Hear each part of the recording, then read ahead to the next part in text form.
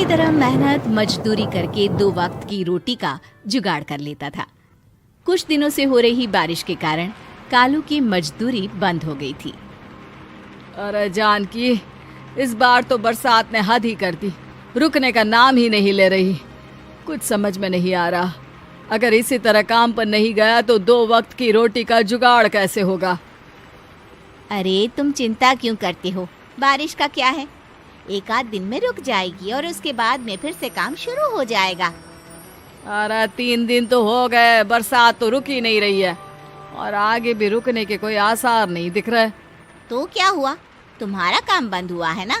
मैं तो अभी भी लोगों के घर झाड़ू पोछा करने जाती ही हूँ। मेरे पगार से कुछ दिन तो निकल ही जाएंगे। अरे घर का खर्चा तो हम किसी तरह चला लेंगे जानकी, लेकिन ये जो छत टपक रही है इसका क्या करेंगे?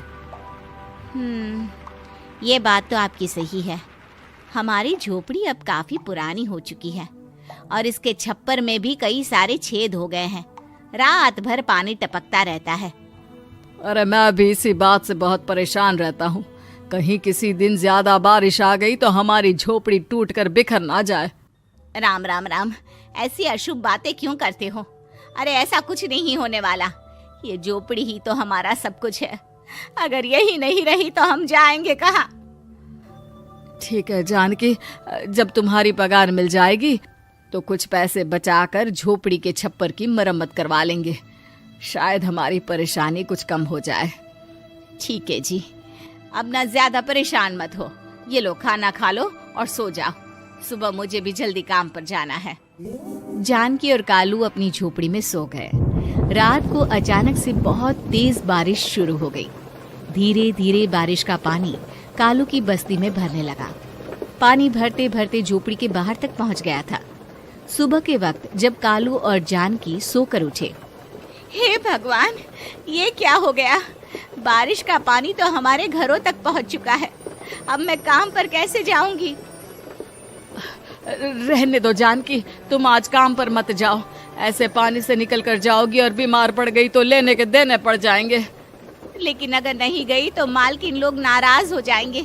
आप जानते हैं ना, बड़ी मुश्किल से 1 दिन की छुट्टी भी नहीं देती है। अरे लेकिन जानकी, झोपड़ी के बाहर तो पूरी बस्ती में पानी भरा है, तुम जाओगी कैसे? जानकी जैसे तैसे करके काम पर चली जाती है, लेकिन अगले दिन फिर से बहुत ज्यादा बारिश होती है और बस्ती में ज्यादा पानी भर जाता है। आज तो मैं तुम्हें किसी भी तरह काम पर नहीं जाने दूंगा। अरे अगर तुम्हें कुछ हो गया तो क्या होगा? ठीक है, तुम ठीक ही कहते हो, आज नहीं जाती। अगर मालकिन नाराज हो गई तो मना लूंगी किसी तरह। अरे मनाने वाली क्या बात है, जब तुम बताओगी कि हमारी झोपड़ी में पानी भर गया है तो वो खुद ही समझ जाएंगे ना।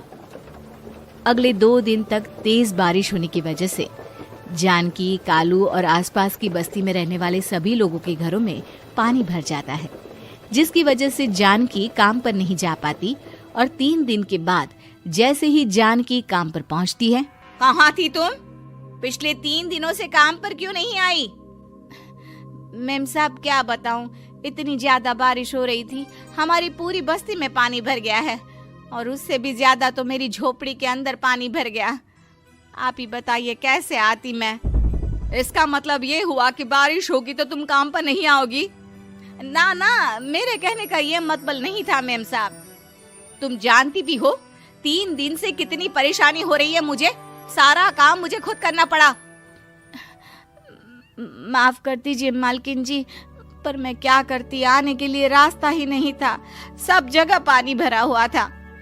बहाने तो तुझे बहुत बनाने आते हैं। जानकी देख, अगर अगली बार ऐसा किया ना तो फिर काम से हमेशा के लिए छुट्टी।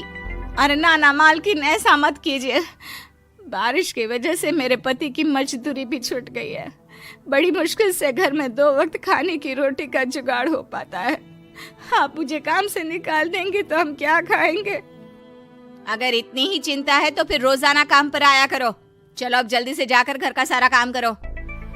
बारिश रुकने का नाम ही नहीं ले रही थी। पूरे शहर में बाढ़ जैसे हालात बन गए थे, लेकिन नौकरी जाने के डर से जानकी किसी तरह रोज काम पर जाती थी। एक दिन जब जानकी काम करके अपने घर लौट आई तो अचानक उसकी बस्ती में कुछ लोगों का शोर सुनाई दिया। अरे लगता है बाहर कुछ हुआ है, मैं जाकर देखता हूँ। हाँ हाँ, पता तो कीजिए, ये बस्ती में लोग इतना शोर क्यों कर रहे हैं। बाहर जाकर कालू ने एक आदमी से पूछा, अरे क्या हुआ भाई, इतना शोर क्यों मचा रहा है? अरे क्या बताए भैया, अपने बस्ती के बाहर एक पुल टूट गया है और वहाँ पर एक कार फंसी है। थोड़ी देर में अगर किसी ने नहीं बचाया ना तो वो कार पानी में बह जाएगी। हाँ? ये क्या कह रहे हो भैया, कार के अंदर कोई है क्या? हाँ, कोई औरत बैठी है, अकेली है, बहुत रो रही है बेचारी, मदद के लिए बुला रही है। अरे तो हमें जाकर उनकी मदद करनी चाहिए ना। अरे लेकिन इसमें बहुत खतरा है, हमें अपने आप को बचाना चाहिए। पानी कभी भी हमारी बस्ती की तरफ आ सकता है। अरे तुम्हें नहीं चलना तो मत चलो, लेकिन मैं तो जाकर उस औरत की मदद जरूर करूंगा। कालू उस जगह पर पहुंचता है जहां वो औरत कार में फंसी हुई थी। वहां पर पानी का बहाव बहुत तेज था और सारा पानी कालू की बस्ती की तरफ ही आ रहा था। कालू ने एक बड़ी सी रस्सी को पेड़ से बांध दिया और दूसरे सिरे को कार की तरफ फेंक दिया और उस औरत को रस्सी के सहारे बाहर आने के लिए कहा।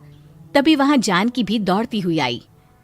अरे ये तो मेरी मालकिन है, जिनके यहाँ मैं काम करने जाती हूँ। अरे मैडम जी, आप डरिएगा मत, आपको कुछ नहीं होगा। आपकी गाड़ी को भी मैंने रस्सी से बांध दिया है। थोड़ी देर में पानी का बहाव कम हो जाएगा, फिर हम आपकी कार को भी बाहर निकाल लेंगे। क्या तुम जानकी के पति हो?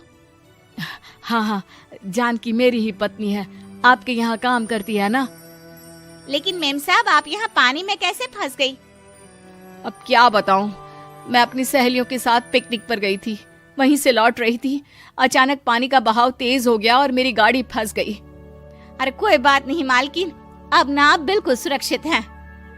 मैं तो बहुत बुरी तरह डर गई थी, कब से मदद के लिए चिल्ला रही थी, लेकिन कोई मेरी मदद के लिए नहीं आया। भला हो तुम्हारा पति का जिसने मेरी जान बचा ली। लेकिन जानकी, मैंने तुम्हारे साथ बहुत गलत व्यवहार किया। इतने खराब मौसम और बाढ़ में भी तुम्हें काम पर आने के लिए कहा, नौकरी से निकालने की धमकी भी दी, और तुमने मेरी जान बचाई। मुझे माफ कर दो। अरे कोई बात नहीं मालकिन, आपकी जान बचाना तो हमारा धर्म था। देखो जानकी, तुम्हारी झोपड़ी में जो भी नुकसान हुआ है उसके लिए मैं तुम्हें पैसे दूंगी। आज तुम्हारे पति ने मेरी जान बचाई है और आज के बाद मैं तुम्हें कभी भी नौकरी से निकालने की धमकी नहीं दूंगी। आज मैं तुम्हारी परेशानी को अच्छी तरह समझ चुकी हूँ। हम जैसे पैसे वाले लोगों के लिए अपने घर में बैठकर बारिश का मजा लेना बहुत आसान है, लेकिन तुम गरीब लोगों के लिए बाढ़ और बारिश काफी परेशानी खड़ी कर देते हैं।